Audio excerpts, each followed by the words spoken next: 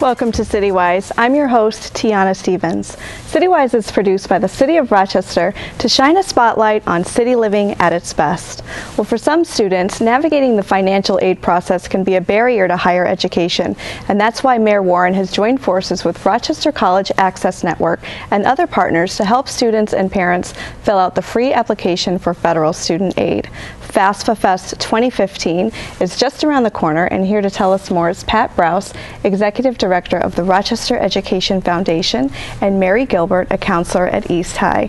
Thanks, ladies, for your time today. Thank you. So, Pat, you've been very busy planning all of these events over the last months. How did the idea for this come along? Well, the idea came along out of a group that we are involved in, Rochester College Access Network. Our goal is to enable all kids who want to go to college in the city, basically to give them the opportunity to do that. And one of the big barriers is filling out this form. It's a bear of a form. It's multiple pages long. And we realized that there could be opportunities to help kids fill out the form, kids and families fill out the form. Okay. And Mary, you're a member of Rochester College Access Network. Can you just tell us a little bit about the network? Well, as Pat said, it's the goal is access for students in the city of Rochester, and we know that there's a real correlation between completion of the financial aid form, the FAFSA, and actually enrolling in college. So that is the area that we're really focusing on at this point. And so FAFSA Fest is a series of events kind of modeled after something that you've been participating with at East High School, College Goal New York. And how does that program work? Well, it's really pretty straightforward. What we do is ask parents and guardians and seniors in high school to come in with income information from the past year. So in other words, this year's students will bring in their 2014 tax documents, their family's tax documents, or other income information. And they walk in the door and they're greeted by professionals there and registered for the event. And usually within a few minutes, they're in a computer lab with some volunteers, including financial aid professionals, and they complete the online FAFSA right then and there. And usually we're done within about an hour for each family. And how many students usually turn out for that?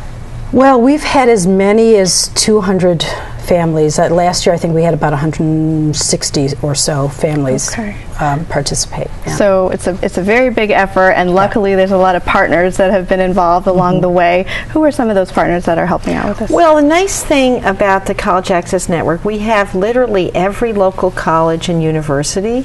We have not-for-profit groups. We have the City of Rochester. We have the City School District, the Community Foundation. We have some businesses. So we have really gotten some great involvement in this. And I think because of this group joining together, it's really gathered some momentum and excitement. And so the first date is going to be Sunday, February 8th at East High. That's right. And then 3 more dates after that. Do you want to tell us how do the events differ from one another? Sure. Well, the East High event is sort of the grandfather event, and we are encouraging people to go to that event. But we also have an event at Monroe Community College's downtown campus, free parking in the Mortimer Street garage. There'll be a little bit of a fair there, so there'll be some booths where people can learn about different things. But that event will be, as I said, a nice chance for families and young people to see the downtown campus of MCC. We also have an event at the Sully Library, and then an event at Phyllis Wheatley. So what our goal was really to have something in every part of the city. Right. Where many of the events after the East High event are during the school break, because that's a time when we thought this would be an opportunity to have that would make it a little bit easier for families to get there. There will be free refreshments and some free food. So one of the events is at 5 o'clock, so you could just come after work.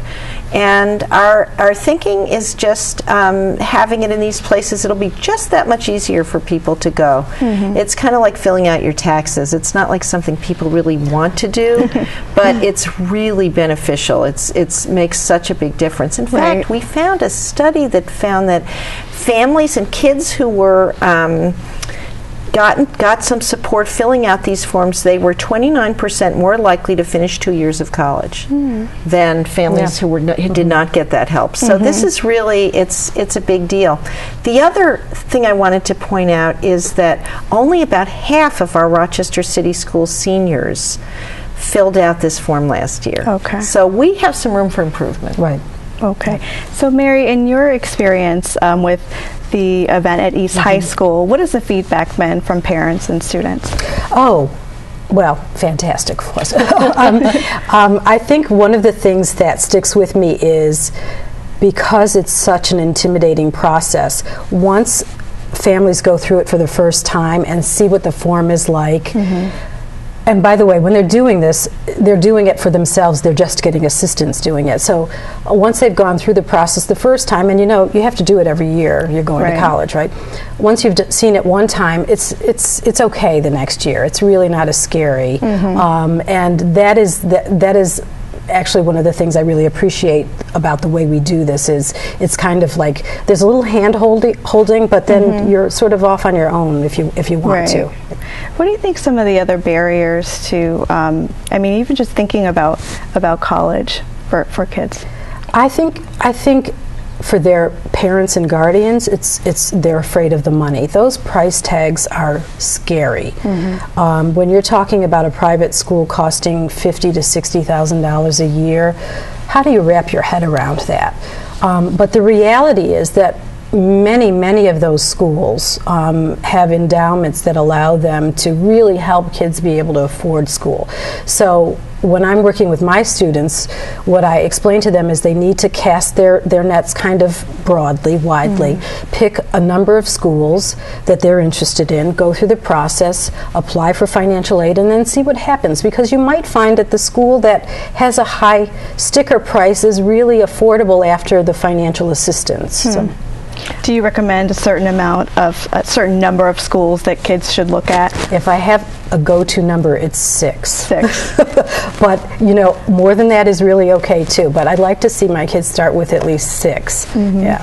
I wanted to point out too, one of the big barriers is just knowledge, and I think some of what Mary just referred to some of that. But we know that kids just don't know that much about how you apply to college, how you pick a college, how you get the money for college, and so one of the first things Rochester College Access Network did is we said we talked to students and they wanted more information, so we said let's create a website. So we do have a website, rochestercan.org, which has a ton of good information, and it's really interesting what is looking, you know, because you can track what people look at.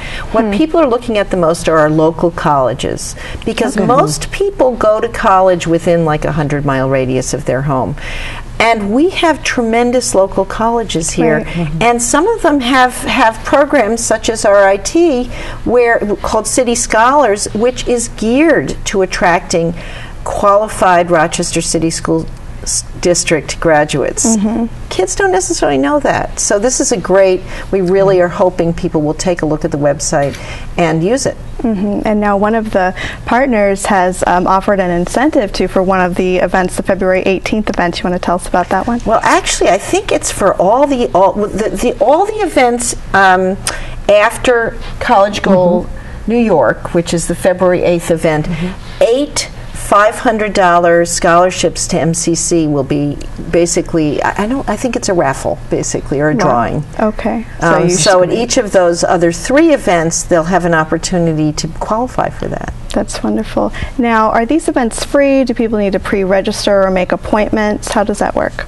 Well, they're free, and they don't need to pre-register, and it's such a good question, because one of the many reasons we decided to do this is that we heard that there are some people who actually charge families to fill out this FAFSA form.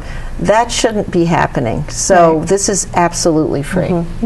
Right. I agree. So what about students whose families or students that speak another language other than English? Is there going to be translators on hand? Yes. Okay. Yes, we will have Spanish as people who speak Spanish. Yes. Okay. I'm not sure about other languages. Okay. We have such a great community in terms of so much diversity. So there may be other languages spoken.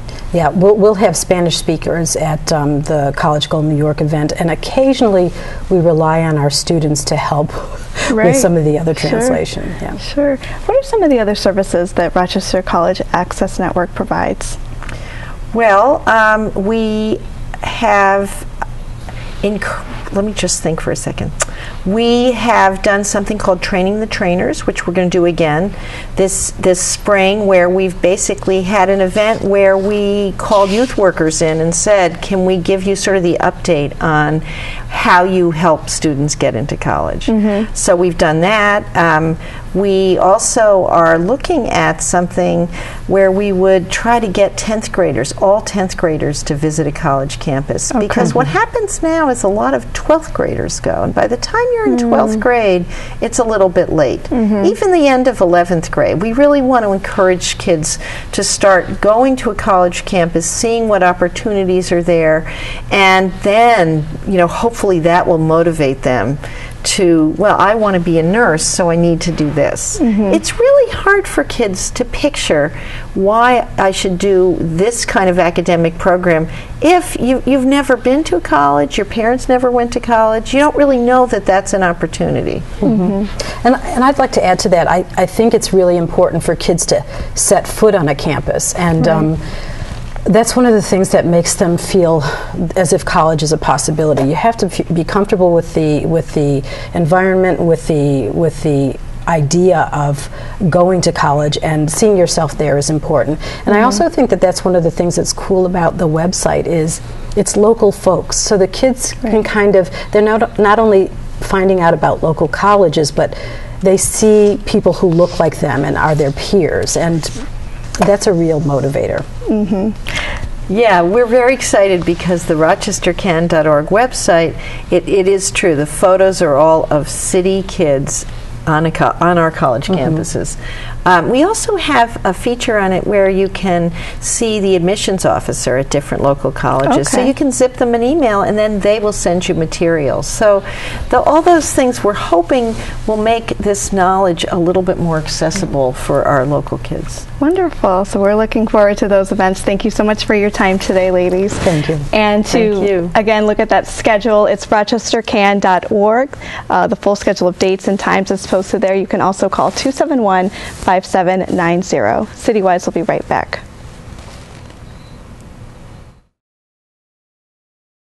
Ontario Beach Park and the Port of Rochester transform into a winter wonderland for the Lakeside Winter Celebration, Saturday, February 7th and Sunday the 8th. Visit the Lake Ontario Wine and Craft Beer Fest, enjoy music, horse-drawn carriage rides, ice sculpting, and activities with Rec on the Move.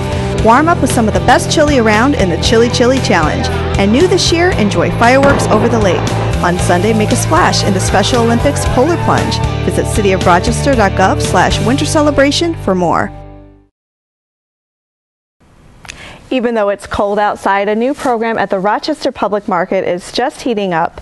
Mayor Lovely Warren recently announced the Double Up Incentive Program, which allows customers using SNAP benefits to double the value of their purchases. Joining us now to tell us more about the program is Margaret O'Neill, Program Manager for the Friends of the Rochester Public Market. Thanks for joining us today, Margaret. Glad to be here. Tell us how the Market Token Program works. It's a very simple program. Our customers who have food stamp benefits, known as SNAP benefits, love to shop at the market, but the farmers and the vendors at the market don't have terminals to take credit card or the EBT cards that are the stored benefit cards for SNAP. And so the Friends of the Market started several years ago the token program. These are our wooden tokens, and it's a very simple program. We do have terminals that accept EBT cards, so customers come to the market office. They purchase however many dollars worth of tokens they'd like, and these are cash at the market, so the farmers and the vendors take them just like cash, and then they get turned back into the Friends of the Market to be redeemed. So it's a very simple process, but it's a great program because it makes it possible for everybody in our community to eat healthier.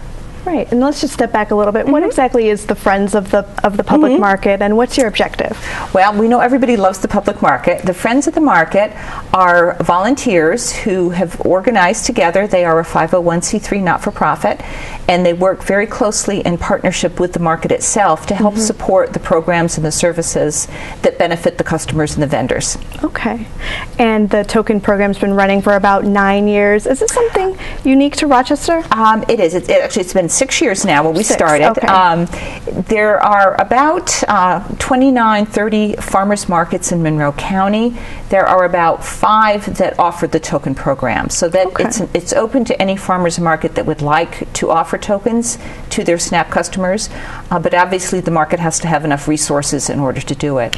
So we're not unique, but we do have the distinction of being the largest token program in the state, and indeed in the entire country, which really we don't want to brag about because it means there's so many of our population who have SNAP benefits that it makes it really attractive to our customers to be able to use the tokens here. And how do you get the word out that this is available at the public market?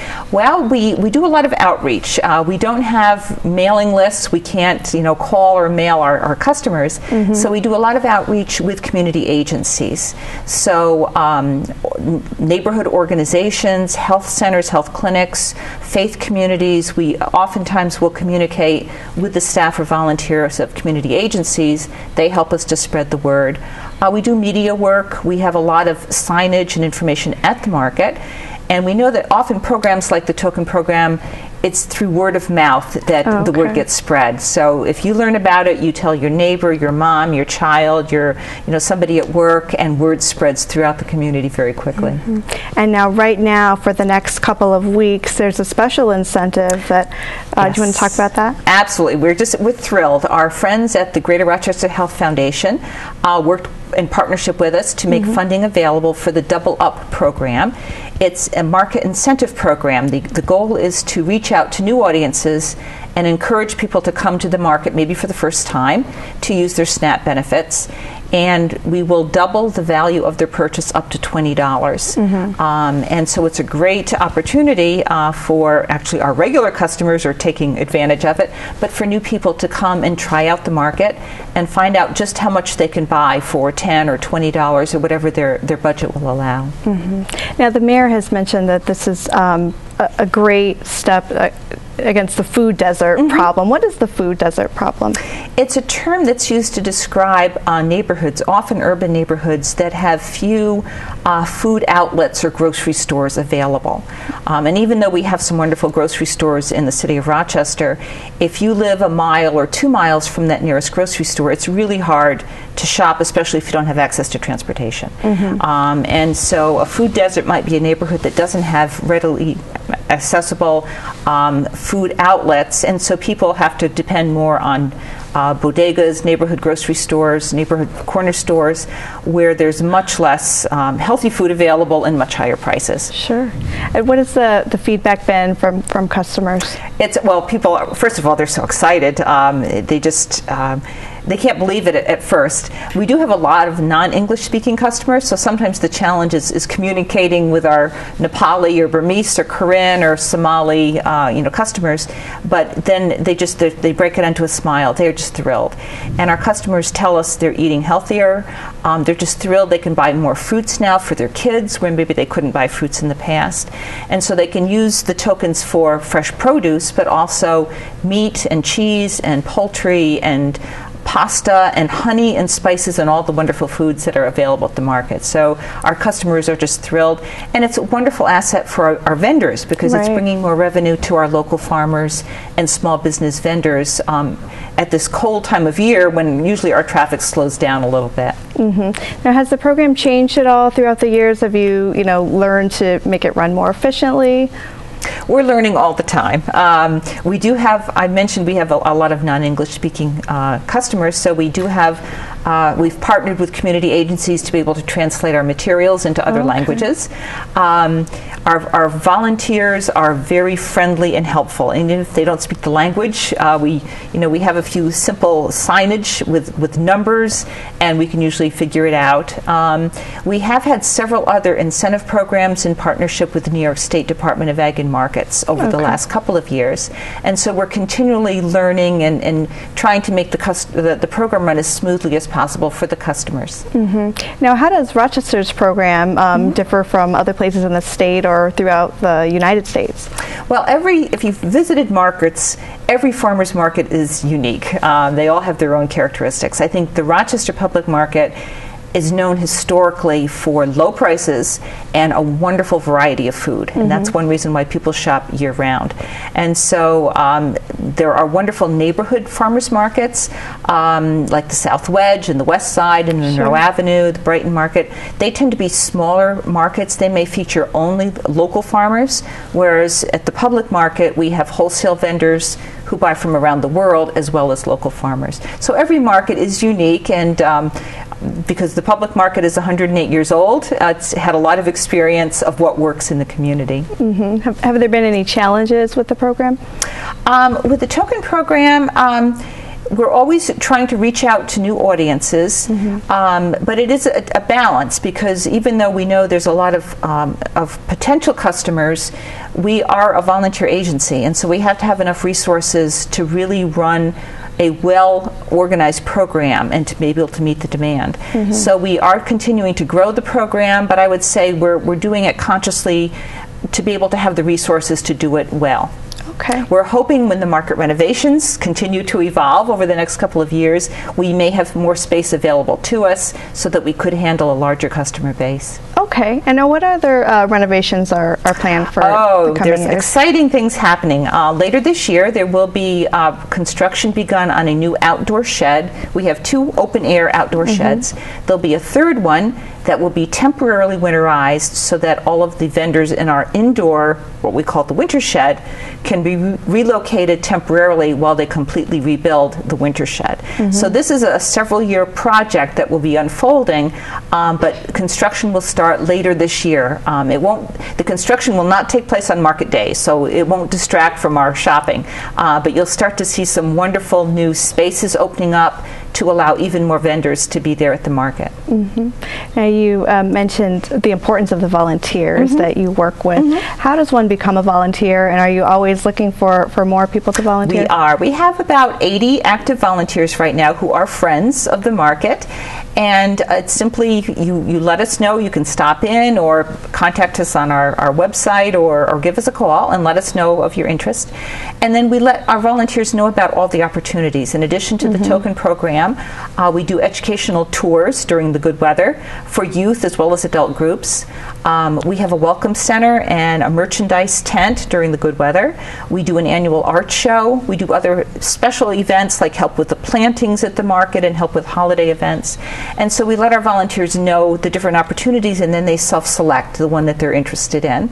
And so it's a wonderful camaraderie of a group of people who get together because they love the market, and they might donate just one Saturday a month, a couple of hours. Some of them are there every week. So there's lots of opportunities. And so I know a lot of the tours are school children and some of the smaller school kids too.